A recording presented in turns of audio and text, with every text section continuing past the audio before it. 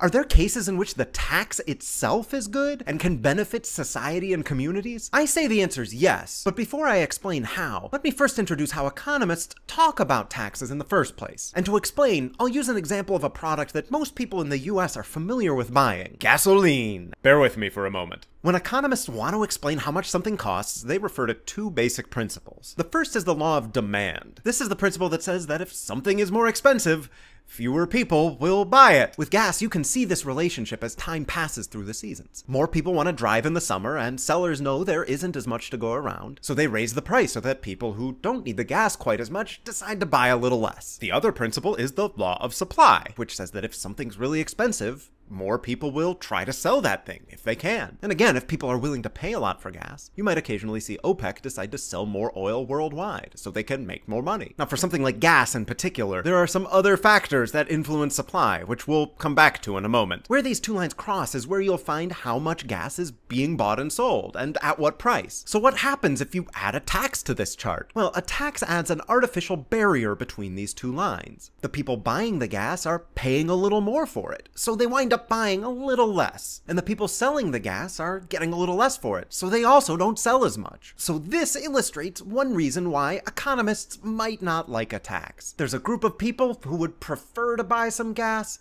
but decide not to because it's just a little bit too expensive. This is referred to as the deadweight loss of the tax. Economists want these people to be happy, and the tax is getting in their way. So how can this be a good thing? Because of externalities. An externality is the word for what happens when a buyer and a seller make an exchange, but people other than the buyer and seller are affected. And when it comes to buying gasoline, we know there are some pretty big externalities. What people tend to do with the gasoline they buy is they burn it running motors. This has a lot of negative effects on people's health, and as you may have heard, on the planet's global temperature and ability to sustain life. These negative effects are often felt by people who are not at all part of the transaction of buying and selling gasoline. Sometimes you can put a dollar value on these effects. The healthcare costs of treating respiratory disorders, or the cost of cleaning up carbon emissions in the atmosphere, for example. In that case, we have an excellent example of how to internalize the cost of the externality, using the taxes we described before. Add up the societal cost of all the problems caused by burning gas, then divide that cost evenly across all the gallons of gas being sold, and then charge that amount as the tax people are required to pay for their gas. If you're worried about problems that may not have a dollar amount attached to them, you can still use this strategy. Just instead of having a target dollar value, have a target quantity, whatever's safe to prevent dire consequences, and then set the tax at whatever size pushes the quantity bought and sold down to that safe level. These kinds of taxes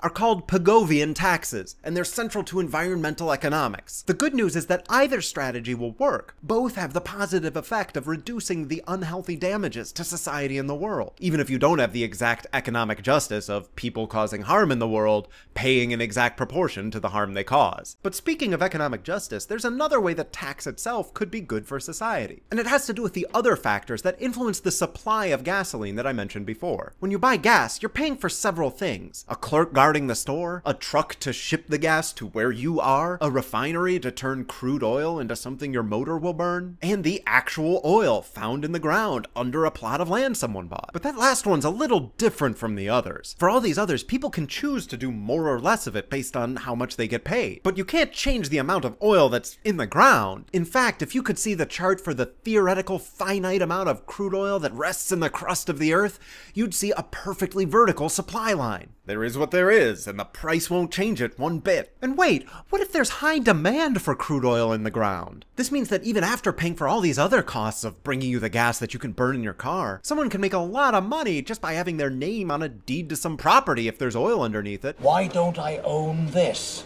If that sounds unjust to you, there are some economists who agree with you. They argue it's unjust not to tax money people make from land value or natural resources. Buildings on top of land shouldn't be taxed, just like the cost of digging oil out of the ground and refining it. But they argue that you shouldn't be able to get rich just because your name is on a property. And if you add a tax in this situation, it doesn't change the price. In fact, the supplier pays the whole tax. This kind of tax has been called a Georgist tax, or historically a single tax, based on the belief that this kind of tax could replace all other taxes needed to run a government. Both these kinds of taxes work pretty well when they're tried. For example, consider the Alaska Permanent Fund, which levies a tax on the money oil companies make drilling for oil in the region. Alaska's a pretty conservative state, so instead of funding a government program with the money, they just give it back to their citizens citizens as a dividend. Welcome to Alaska. Here's $1,000. Well, it's about time. But why? We pay every resident $1,000 to allow the oil companies to ravage our state's natural beauty. That makes it a pretty popular program. Or consider how Costa Rica levied a gas tax, and then used the revenue to incentivize farmers to keep forest on their property. Their economy's doing much better than before this tax, and many who were formerly farmers are now running ecotourism organizations. And in most of the US, we already have taxes on gasoline. They could be raised without changing the price at the pump very much, because so much of that price is based on changes in supply. And at the very least, we can all stand to be a little bit less afraid of taxes and a little more open to the good they can do us. Thanks for watching, and see you next time.